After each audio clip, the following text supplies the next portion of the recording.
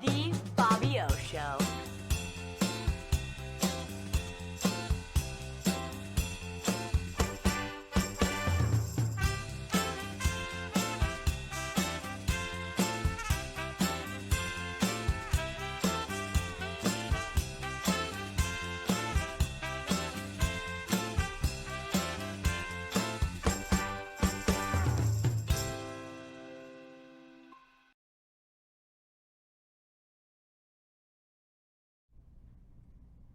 Welcome to the Bobby O Show.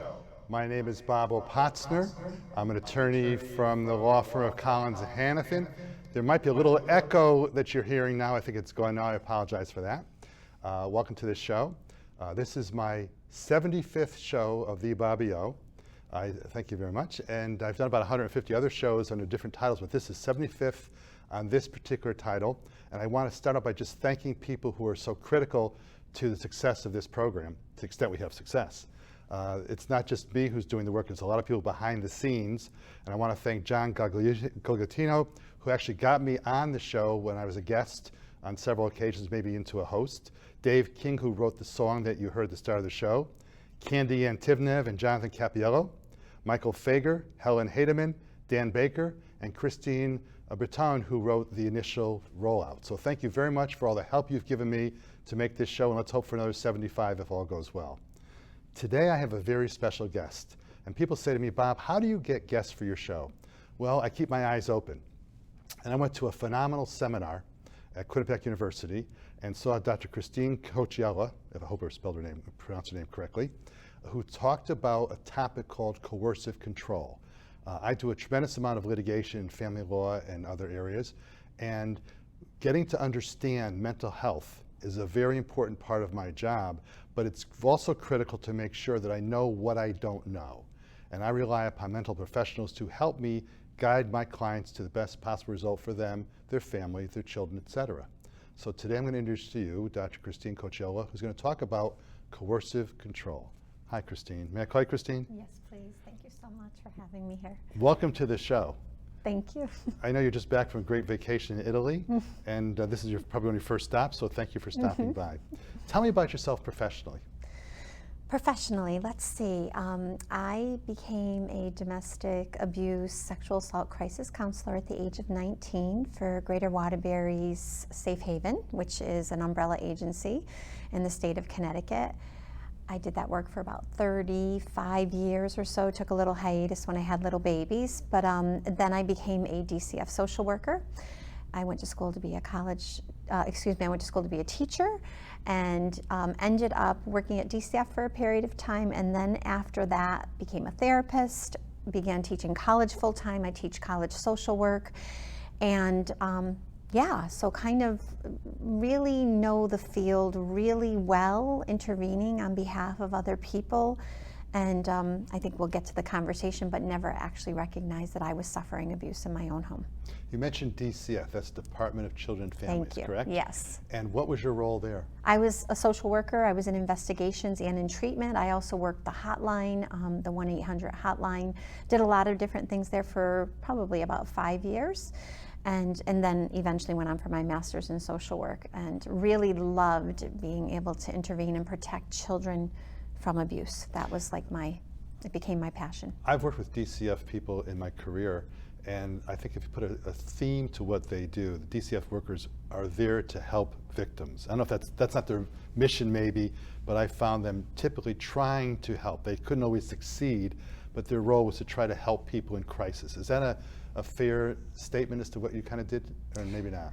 I think that that's what I did, and I think that that's perhaps the mission. Unfortunately, what I've learned throughout the years is that there's a lot of problems in the system, which yes. I think you and I have already kind of talked about in past conversations. There's a lot of unfortunate people doing work that aren't necessarily committed to protecting and to keeping children safe, which is why I do what I do. Yeah, and you are correct about that, because I've had DCF not always do the right thing, in my opinion, but I think I use the word try. I use the word try, but not always succeed. Right. Now, you mentioned coercive control, or I mentioned coercive control. Just as a brief outline to get us going, what is coercive control? Yeah, so coercive control, the way I see it, is the underpinning of all abuse. Frankly, it's about one person exerting power and control over another person, or one group of people exerting power and control over a group of people. What I think we've done historically, and I recently had a TEDx come out about this, it's called It's All Coercive Control, because the issue is that we have always looked at abuse through the violent incident model. If someone suffered a bruise, oh, they were abused, right? If we had evidence of some kind of physical evidence of some kind of mishap, then we can say it was abuse.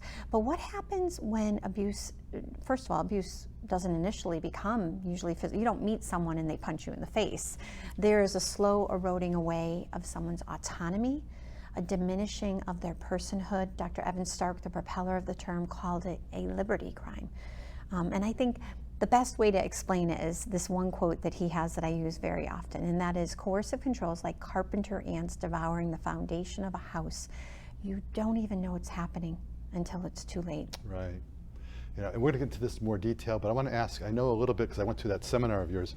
I know that you got involved in this area of mental health professional work because you found out you were experiencing the recipient of coercive control. Do you want to talk about that a little bit? Sure. So I literally started the work at 19, was dating my future husband at the time, had no idea that this person was an abuser, and I think we're going to talk about red flags and green flags today. Yes. Right? And you know, I'm a professional in the field. I helped other people leave abusive relationships. I teach on the topic every single semester as a college professor, yet I didn't know that I was suffering abuse. And when I did know, boy, did I know. Like, it's almost like the curtain had been pulled aside. But I think that we live a life where we expect relationships to be healthy, we expect people to be loving, and the reality is there are some people out there who have intent to coerce and control us, who have intent to diminish us. And so I was married for 27 years and 11 months. I had been with my partner since I was 16, so I was with him over 36 years of my life, and you know, was working really hard. And we can talk about the traits of victims, but what we know about victims and survivors is they tend to be people who work really hard at relationships. They want them to work. They are conscientious, they're agreeable. It doesn't mean they're a pushover, but it does mean that, you know what, I can be flexible on this. And the reality is abusers try very hard to push boundaries. So if you're a flexible person, what's going to happen to your boundaries? They're just going to totally be annihilated. Yeah. How did you finally discover or come to realization, and it may not have been the phrase coercive control, but how did you come to the realization that, hey, there's something wrong here, I got to get out of this situation?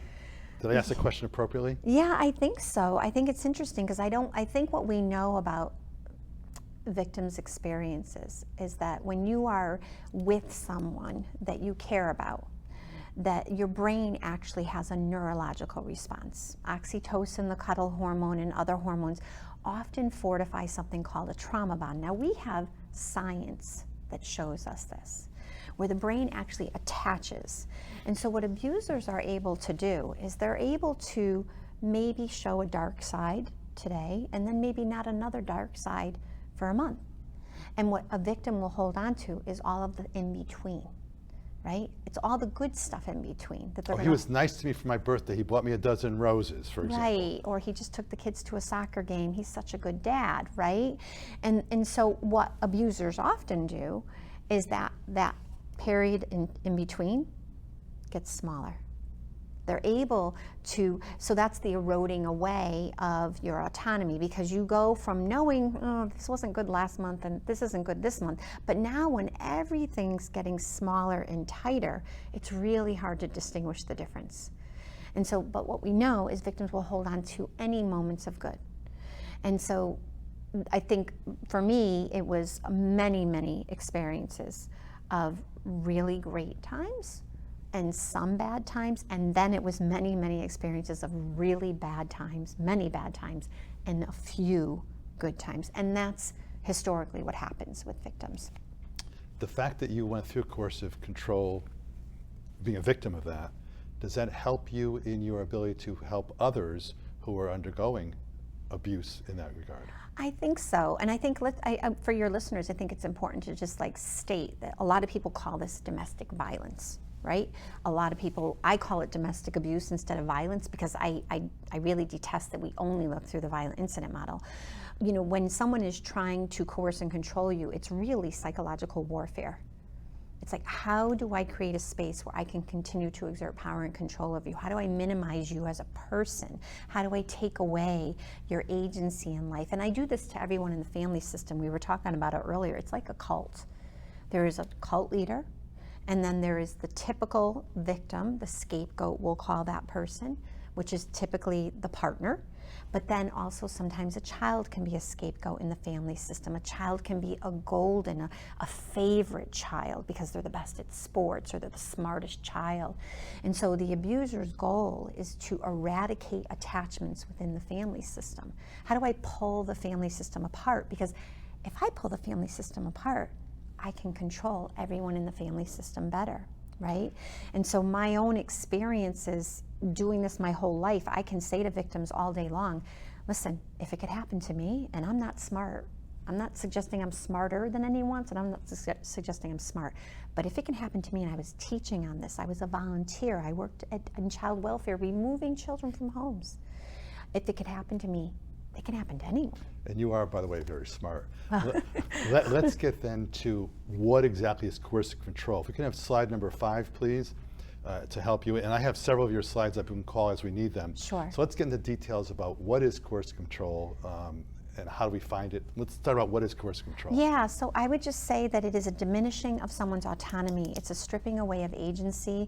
It is when one person or group of people exert power and control over another person or another group of people. I think you have a slide that shows how I say that coercive control is like the foundation of all isms.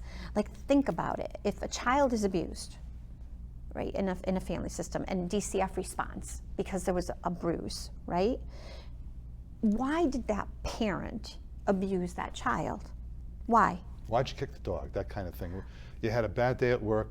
I'm not speaking for you, but you had a bad day at work, you come home and you kick the dog. Is that kind of analogy? I guess. But it doesn't have to be physical. It doesn't have to be physical. It doesn't have to be physical, but the piece to this is that I, as the abuser, whether I can rehab or not and change my ways, I was trying to retain control.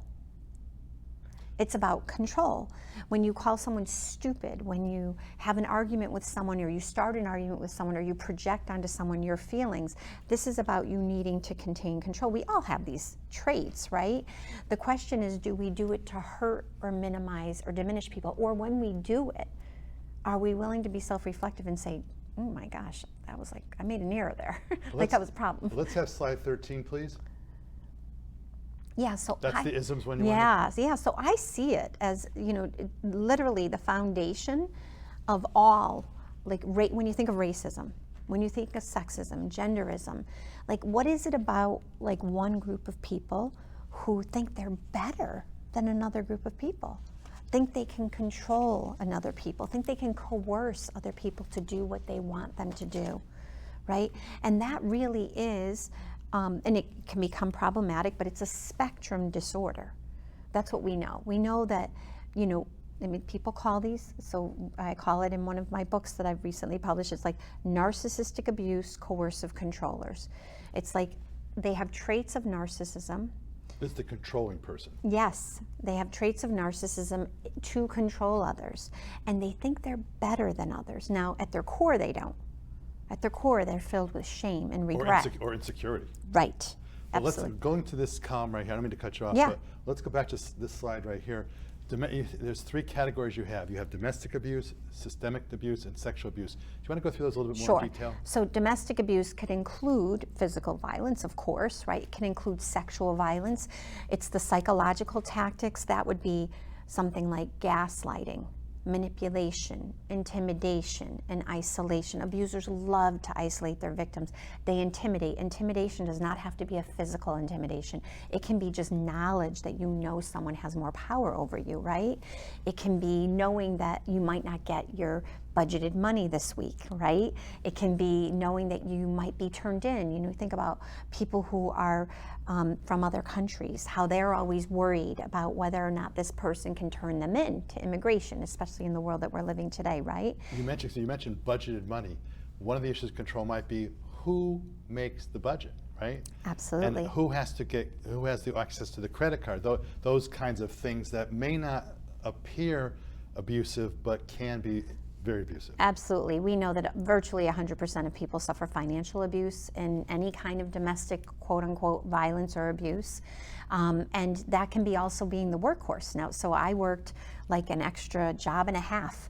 Like, so I would work full-time and then part-time and then another part-time job to give my family what I thought we deserved and wanted, because my ex was not contributing his fair share to the family account.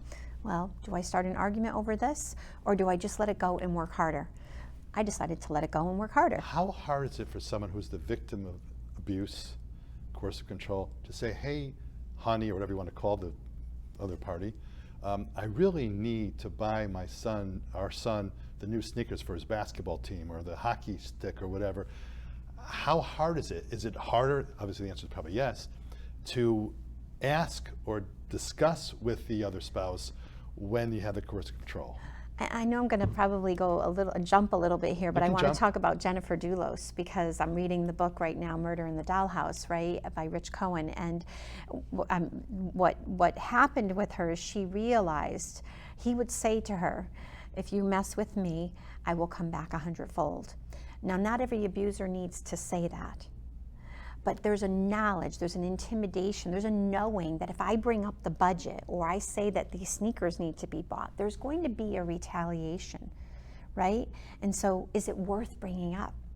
Is it worth even talking about? Cost-benefit analysis. 100%. So then the victim might go get a third job, i.e., I hate to get into politics in this discussion, but when I see the president the other day saying, if the oil companies raise price of oil, I'll come after you. Is that part of coercive control? You're laughing at me. Are you laughing at me or with me? Well, I'm not laughing at you or with you. I'm just, it seems very threatening, doesn't it? It feels intimidating.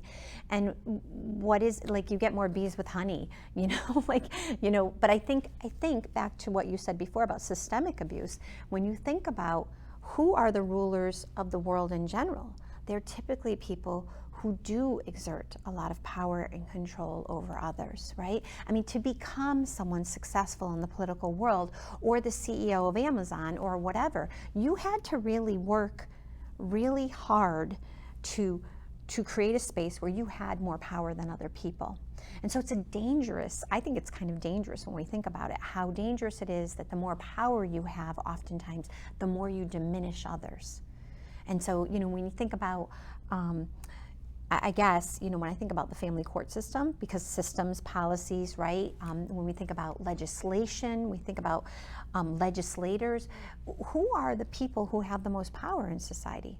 I mean, I know, no offense, but mostly white men, right? Who have more power in our world across. I'm not offended by that. Right. You could never offend me. Okay, so that power, has it gone rogue for some people? Have some people taken advantage of their ability to exert power and control over others and harmed in the process? And the answer is yes, of course. Absolute power controls, absolutely. Mm-hmm. And that ties in, if I may, with the first column, use of the children as weapons. I want you to talk a little about that, because the most heartbreaking. Yeah, in my divorce practice, we're representing a husband or a wife, unless we're a guardian ad litem, for example, or attorney for a minor child, but typically we have one spouse or the other. And when you're sitting there hearing stories, and even from your own clients sometimes, where you said, oh, really? I mean, and as a lawyer, it's my job to say, hey, let's rethink about that. But let's talk about the use of children as weapons. It's very serious. It's very underappreciated or under-recognized, in my opinion. Oh, 100%. We agree on that, because part of my platform is talking about that this is child abuse. When you start weaponizing a child against another parent simply because you're angry with the other parent, and everybody will say, oh, these are high conflict divorces. I mean, something's high conflict, there's one person contributing to the conflict, and we have research on that. We have research that shows that abusers are drawn towards conflict, that 75 to 90% of custody disputes are domestic abuse. They are someone trying to coerce and control another person. When abusers lose, so maybe we can kind of touch on the pathology of abusers, because when they are losing control, they try to figure out another way to gain control. And part of that is using finances, for sure, taking away money, hiding money, or making sure that the victim doesn't have access to money, right? It can be physical violence, it can be sexual violence, it can certainly be legal abuse, using the legal system. And then, of course, the ultimate, what does the abuser know matters more than anything to the victim? It's interesting. The seminar that I saw you at was issued by Alternative Dispute Resolution, collaborative divorce, for example. And part of the process, we as lawyers are trying to get more and more clients to have a collaborative divorce, which means essentially that what we do is we try, instead of going to court all the time, you try to have issues dealt with in a room with an expert like you helping out. And we try to minimize the children being used. I don't want to say weapons, because it's not every case where children are weapons, but when you have those significant cases where some parent or the other is adversely affecting the kid psychologically, even if it's not physical, and that's the hardest thing from my perspective. As you said at the start of the show, I can see if my nose is broken, which is broken 4 times, if my nose is broken, I can see the blood. But you can't see how I felt when I went to the junior prom and I had a broken nose, for example. That's right. Okay, and so talk a little about the use of children as weapons from the psychological, physical, whatever way you want to. Take me, you want to take me. Sure. So I think it's really important to understand, right, that coercive control is kind of a trajectory. Abusers don't show up, again, as I said earlier, punching you, right? That's a maladaptive coping mechanism. If somebody punches you, they have a hard time controlling their anger, right? And sometimes people punch and then they're sorry and they make amends, right? But in general, what we know with people who have a certain, I call them characterologically disordered people, where they need to exert power and control over others, they often show up in relationships as charlatans, as people that you would never even imagine are harmful. They're the soccer coach. They're, the person who maybe is a school guidance counselor. There's a variety of different things. They're lawyers. I mean, really, they're everywhere, right? And so, they show up in that way, but really what's going on in the family system, of a coercive control or narcissistic abuser, is that everyone figures out that the way to be safest is to regulate your behavior. Now imagine every time you went home, you had to be cautious about what you said and what you did. Imagine every time you heard a car come up the driveway. Maybe you adored your father or mother, but still, when they come up the driveway, you have to turn something on. You have to be a little different. Or maybe you didn't do as well on your math test, and your father really wants you to do good in math, or your mother wants you to do really good in math, and now you're really, really anxious about that, right? And so what children learn very early on in these family systems, regardless about where the abuse goes, meaning if there's a divorce or meaning if there's physical violence, no matter how intense it gets, children learn that they cannot be themselves. I can't be my authentic self and be accepted and loved.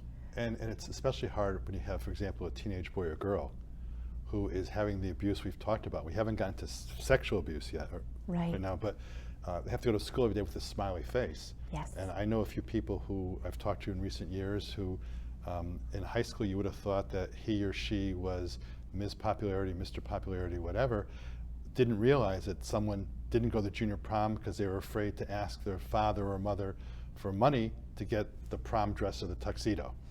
And I think, as we talked about before a few minutes ago, and that is the emotional, psychological perspectives of kids in that situation is a lost, underappreciated activity. I read a book many years ago by a lady named Wallerstein, which I don't know if you've read it. It's called The Unexpected Legacy of a Divorce. Okay. It was very controversial.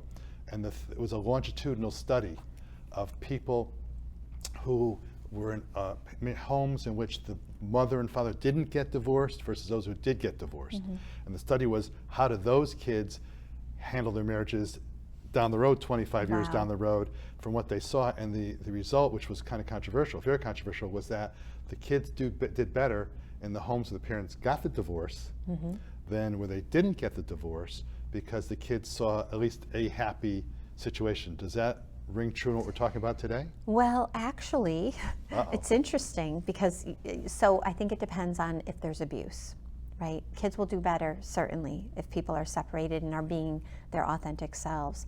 But the problem is with coercive control is that we know it intensifies post-separation. So the abuse is occurring, and then when the victim decides to escape, get out of the relationship in some way, the abuse actually intensifies. And this is when the weaponization of children often becomes much more overt. It would have been covert all along, where these kids can't relax, they don't feel comfortable. They may think, listen, they may think the victim is crazy. You know what, I mean, my children were told at a very young age, you know, when You have two children? I do. At a very young age, when I found out that my husband was unfaithful with a friend of ours, I left the home with the kids, and when I came back, I went. It's always a friend. Yeah. When I came back and I went to work to teach my college class, he told them that I had cheated. He told them that I was off my medication and that I could not be trusted. And that started the narrative. They were 9 and 10. For the next 8 years, they kept hearing over and over again how unstable I was. So what does that do to the developing brain, right? How does that impact a child when the person who is their safe parent, they don't believe is safe? And then the person who is unsafe, they're afraid of, because they know what that person is capable of doing. Imagine you divorce, you maybe lose your house, you see, you know, that the abuser throws all your, you know, your mother's clothes outside of the house, and, you know, all of these things these children witness. Do they feel safe actually letting the abuser know how they feel, or do they play along? And that's the weaponization. I figure out that I either acquiesce because it's safer, or I even might align. Slide number 42, please. I don't mean to interrupt you. I Yeah, apologize. no worries. Yeah, no. Slide 42. Yeah, I might even align because it feels better, because the abuser is doing a really great job of and so this is the Duluth post-separation abuse wheel, So which what is that word, Duluth? the Duluth model. The Duluth model was made in the 1980s, and what they did is they took focus groups of women suffering abuse, and they asked the woman, what were your experiences like? And this is what these women were disclosing. They were disclosing that he disregards my children, that he endangers them, like he will actually put them in harm's way. So I'm going to go back to the Fotis Dula story just because it's on my mind, and of course this relates to Jennifer's Law, which is here in Connecticut. It's named after her and Jennifer Magnano. So one day there was a big fight between the two of them right before she was murdered, and he took the kids and let them drive his Porsche around the neighborhoods. Now an 8-year-old, an 11-year-old, and a 13-year-old were driving on the main roads around their house a Porsche. Why? Because he was trying to instill fear in mom. Right? And so that's endangering the children. Who does that impact? So as Dr. Stark states, who's the propeller of the term coercive control, right from Woodbridge, Connecticut, by the way, he states children are secondary victims not because they don't matter so much, but because my goal as the abuser is to hurt the adult victim, and I know the best way to do it. The best way is to disregard the children, is to endanger them. You imagine with technology today, all these children, when they go to the abuser's house, lets them have all the technology they want, and then the victim is supposed to create parameters and safety around technology. How do you do that when your children have just watched 8 hours of technology at the other person's house? We call that in divorces good time parent, and you know, we have cases where you argue about how much time parents have, and I think it's overrated. You know, gee whiz, if she or he gets 50.1% of the time and I get 49.9% of the time, oh my God, it's not right. And I try to convince my clients that, look, the key is going to be, how are you developing a relationship with your kids? And who gets invited to the graduation party 10 years from now? Do the kids invite you to graduation? Can you have a situation where your kids are going to have, not be embarrassed at college? You know, when you go to see your kids in college, my daughter's in Miami of Ohio, for example. So I only saw her friends maybe 6 to 10 times in the course of her career. Well, the kids are a little, gee, I hope Dad doesn't say the wrong thing, right? And if you go into the college and the one parent is being, I can't use the A word, but a jerk, let's say, that's a problem. And that's where disregarding the children's situation comes to be very, very critical. And you're right, that one spouse or the other knows how to push the button of the kid to affect mom. Absolutely, dad. and I really appreciate that you just said the 49.9 versus 50.1, because a lot of people will fight for more time, and what they don't understand is that the more you're fighting for more time, the more the abuser's going to tighten their grip on the children. You have a court date next week because the abuser didn't give you the finances they promised, so they're in contempt, right? And you have this court date next week. You better believe between now and the time that court date occurs, the children are hearing horrific things about you. The abuser is capitalizing on your need to go back to court, reasonably so. I always say, listen, justice is knowing your children are okay with you. I have moms and dads who see their children I have one mom, she sees her children every other week for an hour in a diner.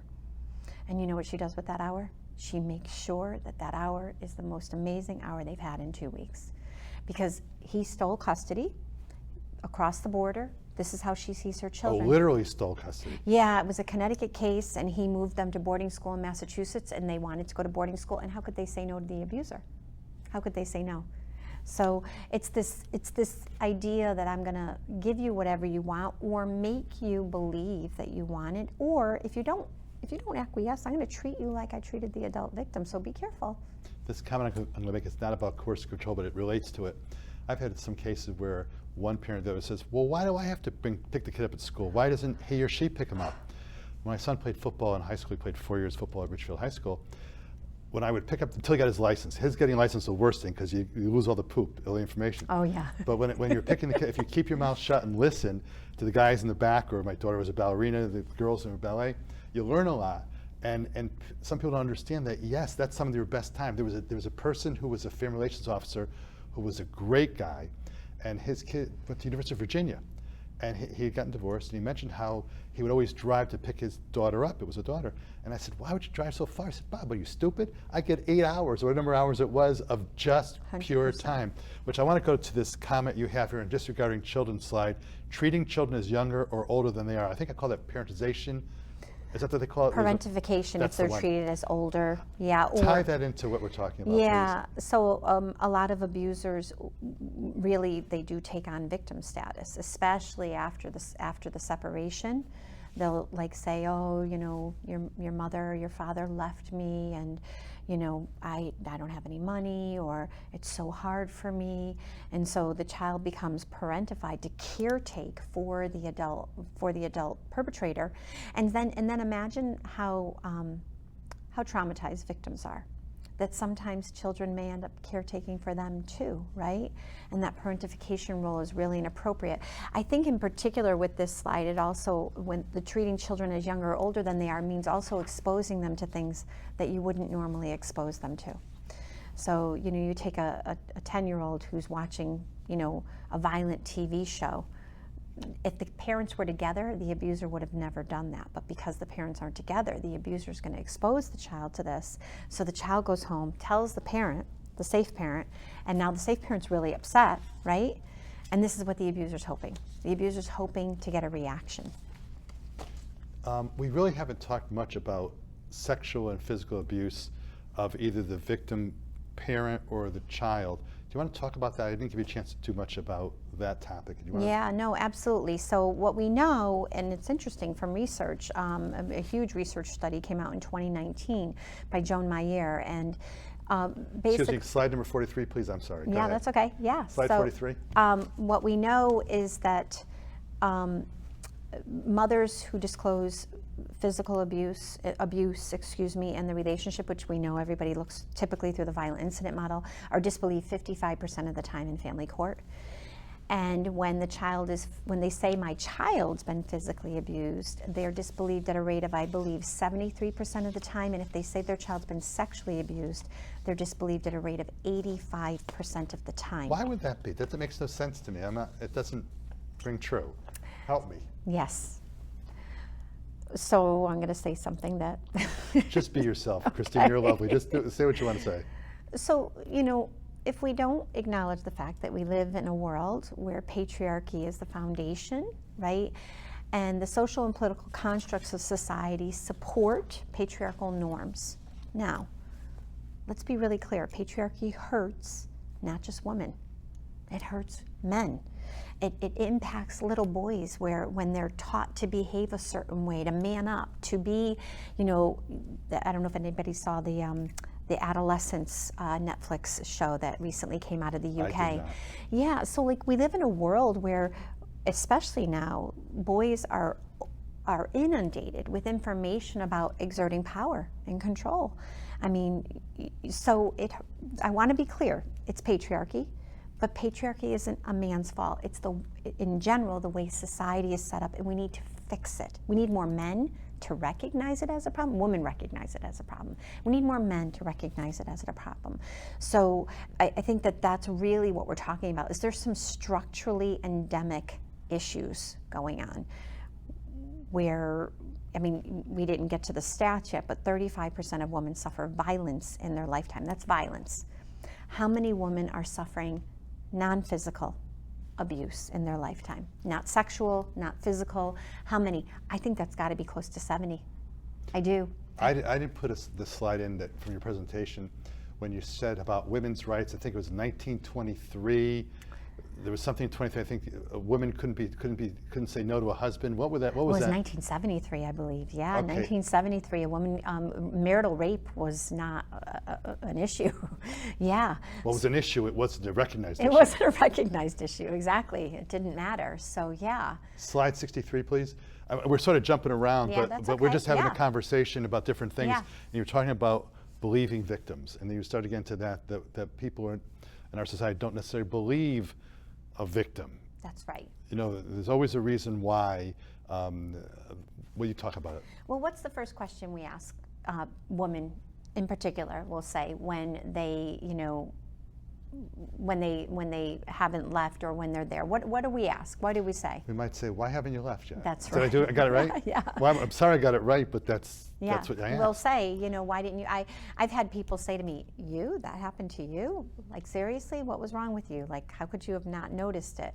Like, that's what happens. There's a lot of judgment around it instead of understanding that the psychological, we didn't talk about Biderman yet, right? Like, the psychological. What word was that? We didn't talk about Biderman yet. Biderman, Albert no. Biderman, right? Okay, let's do that. Go ahead. So the psychological tactics that are used have been, we see them very clearly as the similar tactics that are used with prisoners of war. And so Albert Biderman did research during the Korean War with prisoners of war under a communist regime. And what he would see very clearly is that I think it was over 4,000 prisoners of war in this particular location where he was. I mean, it was less than 5% did not align with their abusers. So what happens? 5% did not. Did not. Exactly. So when we erode away someone's autonomy and we give them intermittent reinforcement, we give them something good. We talked about that a little earlier with the trauma bunny. I give you something good. For a prisoner of war, that could be a blip. A trauma bunny? What's a trauma bunny?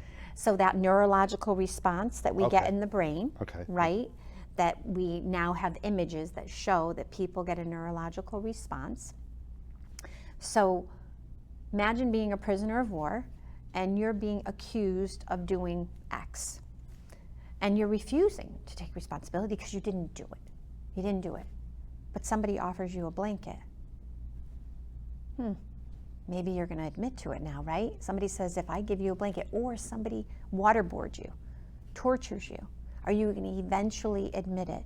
And so what we know, and Amnesty International talks about this, the United Nations talks about this, is that living in family systems like this is intimate terrorism.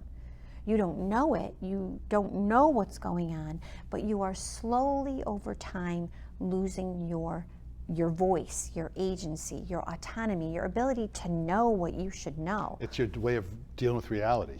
Yeah, you disassociate. Cognitive dissonance. That's what I'll never forget that when I was at Yale as a poli-sci major and reading about these prisoners of war, and there were these cognitive dissonance studies. And I had to read the paragraph twice because it didn't make sense to me. But now, of course, as you think about it more, it makes a lot of sense because even the cults we see in our society today, you want to be liked. No one wants to be the odd person out. Think back in high school. You had those 4 or 5 kids who were the popular kids, and they could say something, everyone would laugh with them. And then the person who was on the outsider would say it, and they'd say, "Oh, you're stupid," or whatever. And so you want to try to be part of the team. And that's getting back to families where you have the abused parent or child, giving up their humanity, their human being status, to get the approval of the abuser.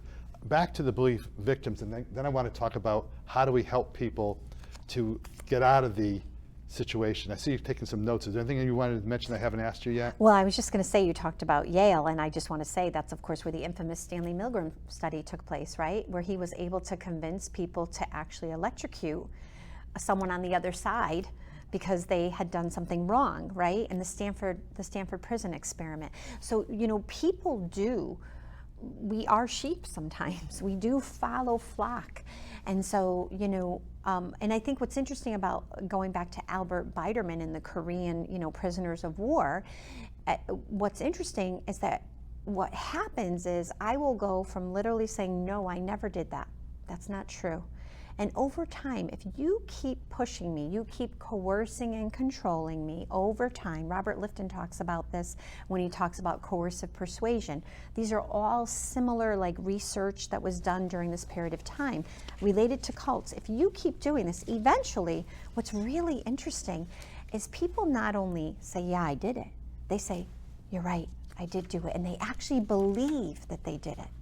They actually believe that they did it. So there's an indoctrination. Our brains, you know, and psychologists and social workers always tell us this, is that the human condition can easily be manipulated when so much is at stake. I'm torn between 4 questions, so Go for it. And it's not even Passover. Let's go to, we're jumping around. Like I said, we're going to have a conversation like we're drinking a vanilla milkshake, although you would want a spinach milkshake, I think. Let's go to slide 23, which is, you had a lot of statistics that you would provide in your slides, and I didn't take all the stats. Some of it was because some of the stats were from like 2018 and 19. In fact, I asked you a question about that, Right. if you may recall. Right. I was a pain in the neck of the seminar. I kept raising No, my you hand. were not. Okay, thank you. Let's go to your stats. Talk to me, if not these statistics, but whatever stats you want to talk about in terms of the abuse that we're talking about. Yeah, so I would repeat because I think it's very profound. 35% of women suffer violence in their lifetime, sexual or physical violence in their lifetime, worldwide. How many are suffering, again, if we know coercive control is the underpinning of it all, it's the foundation of it all, how many are suffering other forms of abuse, psychological tactics that no one is talking about? Why aren't we talking about it? Because you can't see it. There's no physical evidence. He said, she said.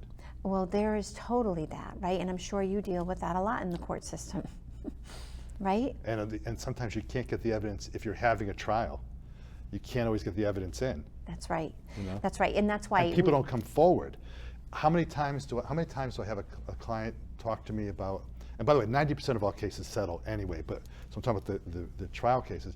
But someone says, well, you know, my friend Sally, she was there. She'll testify about what happened. And I'm thinking back, you know, you've mentioned a lot of names. Kitty Genovese, the Good Samaritan. You know who Kitty Genovese was? Kitty Genovese is the lady, it's before I'm older than you are, it's before your time. She was a lady who was in New York, and she was getting raped or abused, Yes, and yes, 38 yes. people were in the New York Yes. thing. Remember what I'm talking about? Oh, yes. And no one stepped forward to call the police. Yes. You know, and you have these friends who say, well, my friend's going to testify for me, and I got 4 names for it. And I always call the witness, and all of a sudden, well, you know, I didn't really see it because no one wants to come forward. Does that connect what you're talking about? I think so. I think so. I think in general we turn a blind eye. In general, no one wants to believe again that the school guidance counselor actually is abusing his wife because she doesn't have a bruise. So what are you talking about? He's fun. He's a funny guy. He's a great dad. He goes to the soccer games. Like, you understand that the persona that we are given by these people is very different than who they are behind closed doors. And that's another stat. Women are safer in an alley than they are in their own homes, worldwide. And so, Say that again. That's a very strong statement. I didn't hear that one at the yeah, seminar. women are safer in an alley than they are in their own homes. The average victim attempts to leave an abusive relationship up to 7 times. 7 times. Why? Because there'll be the luring back in, there's the trauma bond, there's the loss of the home, the family, the children, the threats, the intimidation. All of these things are going on simultaneously. And so the slide you had up before, like, believe victims, because if someone has finally come forward, and listen, You know, so I was on one of 10 people on Amber Heard's amicus brief. And I know it's a hot topic to talk about, but that's our next show. We'll do that in detail. Yeah. The reality is that there was, if you look at the dynamics of that relationship from the very get-go, there was one person who had more power and control. Now, first of all, half the things we learned about Amber's behavior are false. He bought bots to actually create false narratives. But the other piece to this is that after you're being tortured for so long, are you going to behave nice? Are you going to be like who you would normally be? And that's always my question to when I'm teaching therapists. I teach therapists and attorneys and as you know, coaches on this topic. My question always is, who is each person outside of that relationship? Oh, that's a big question. You know, by the way, as you're talking, and we're having this is the stream of consciousness kind of discussion. I have this little folder which I have at my firm. And whenever I do a divorce intake, I have certain statutes and other materials that I'll pick and choose what applies to any case. And the first 10 minutes or 15 minutes of my presentation and discussion in a divorce consult, when someone's talking about getting divorced, I hand them section 46B-15, 46B-15, which is the protective order statute. And I tell people, you know, if you're having I don't have any problems, you know, whatever. But if you have a problem, don't call me first. Who should you call first? The police, if you're having a problem. And I'm not advocating people to get police involved, but rather I like to get early on that if you're having a problem, because I don't know in that first 15 minutes of conversation, right. I may not know until the fourth meeting about an issue, but I want to let people know there's information available. So I'm going to use the phrase education. And in our last 15 minutes we're going to jump around a little bit more, and we definitely going to probably have 2 more shows, but I want to talk about helping the victims. We've sort of laid out, you have the stats. If there are any more stats you want to present, do your stats. Then let's go, how do we go about helping the victim and also helping the abuser to not be such a jerk? Right, so I'm being careful with my words. Right, yeah. So red flags, green flags too, I'd love to discuss, because if we look at girls and young women between the ages of 16 and 24 experience the highest rate of intimate partner violence. It's almost triple the national average in the United States. So we have young people who are at risk. And if they don't understand what abuse can look like, they're going to end up in these relationships more likely, right? And Slide 68, please, go ahead. Yeah, and then domestic violence is the #1 killer for African American women ages 15 to 35. The fact that we are not discussing this, to me, is just mind-blowing. I mean, I'm in no way minimizing any, physical ailments that people experience. I know cancer is very prevalent, heart disease is very prevalent.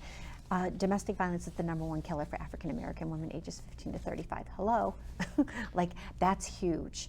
And so how do we really create this? It's almost like this issue is the shadow pandemic.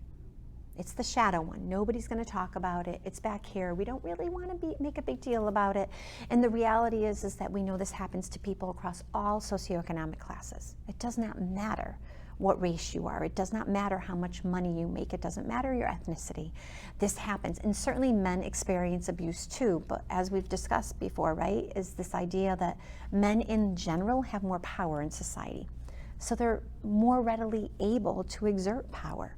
Not their fault all the time. It's the way society has been created. It's the schemas of society, the problems that we have within our society that need to be fixed. Well, this is one reason that you're on the show today, is because after I heard your presentation and hearing what you had to say, I like to think about what can I do? And so bringing you on board to help identify the issues and let people realize what's going on.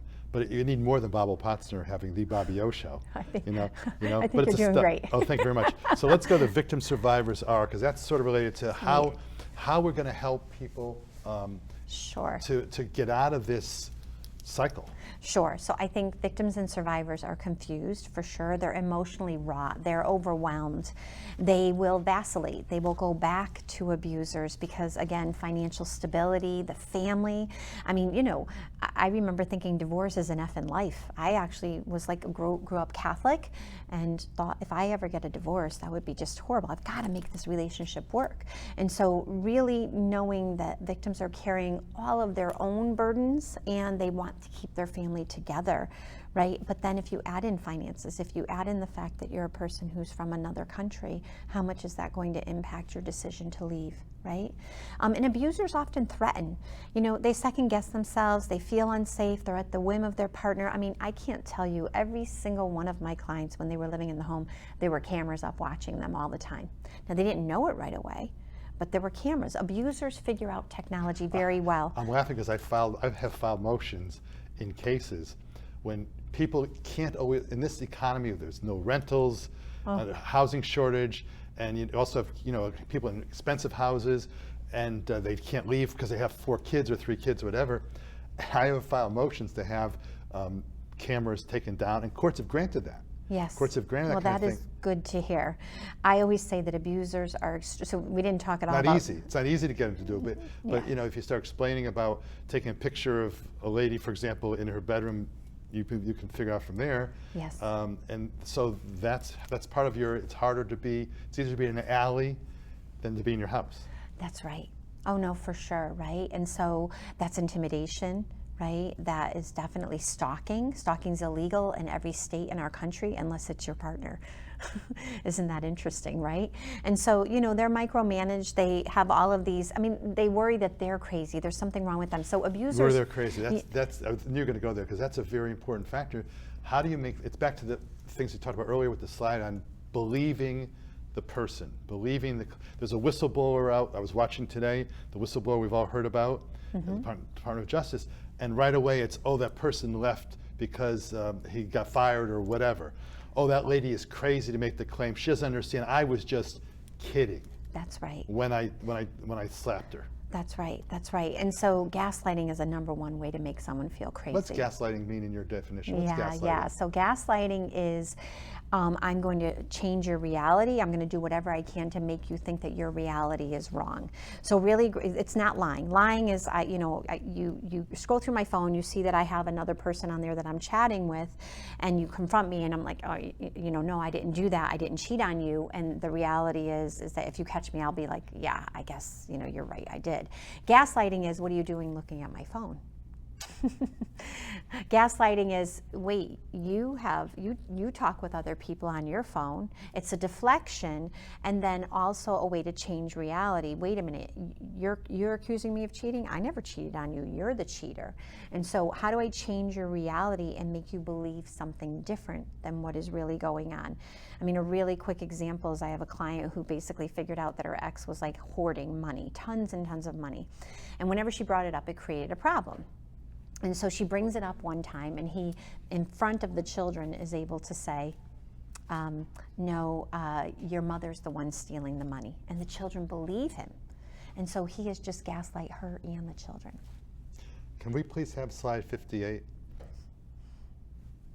We could go 2 or 3 more hours right now. Yeah. All right, we only have 5 minutes left, so I want to give you, first of all, before I forget, let's do this right away. What is your website? People want to read more about you. I'm going to get that out and do it very slowly because people often do the websites quick. What is your website and what might they find on there? It's called Coercive Control Consulting, or I Know Your Heart. And the reason why I call it I Know Your Heart is because protective parents know their children's hearts better than anyone. My specific area is helping protective parents parent their children in a way that's different. When children have been abused over the course of their own lives, they are different, and we have to parent them differently. We can't look at them as just the typical kid who, would be going through life. They've had to regulate their behaviors for a long period of time. And so it really creates opportunities for protective parents to connect with their children, and we can prevent, I believe, the intergenerational trauma. We know that the #1 indicators for someone being in an abusive relationship or being abused is by growing up in a home where there's domestic abuse, where there's coercive control. And that's part of this slide, but what is your website address? Sure, so www.coercivecontrol.com or iknowyourheart.com. Okay. Yes. That's very important. And I went through your website a couple times. There's a lot of information on there that can be utilized and very helpful. And my Instagram, Dr. Cocchiola, if you just put in Dr. Cocchiola, I'll come up, or Coercive Control. I do reels and all kinds of free content almost every single day to offer support to people. Let's go through a few highlights here in our last couple of minutes, because I want to make sure that we conclude in a couple of thoughts from your final thoughts. Sure. So pick whatever you want So to do. I think what's important about trauma bonding is knowing that our brain does have a neurological response, and we do bond to these people, right? And these are also red flags, because what happens is abusers will often future fake you. They will tell you you're their soulmate. They can't wait to go away on a cruise with you. You're going to have a house. You're going to have all these things. Abusers really will love a bomb, and actually that's part of the criminalization of coercive control in the UK. It's actually a piece of their legislation, love bombing, believe it or not. Yes. And so the UK is far advanced than the United States.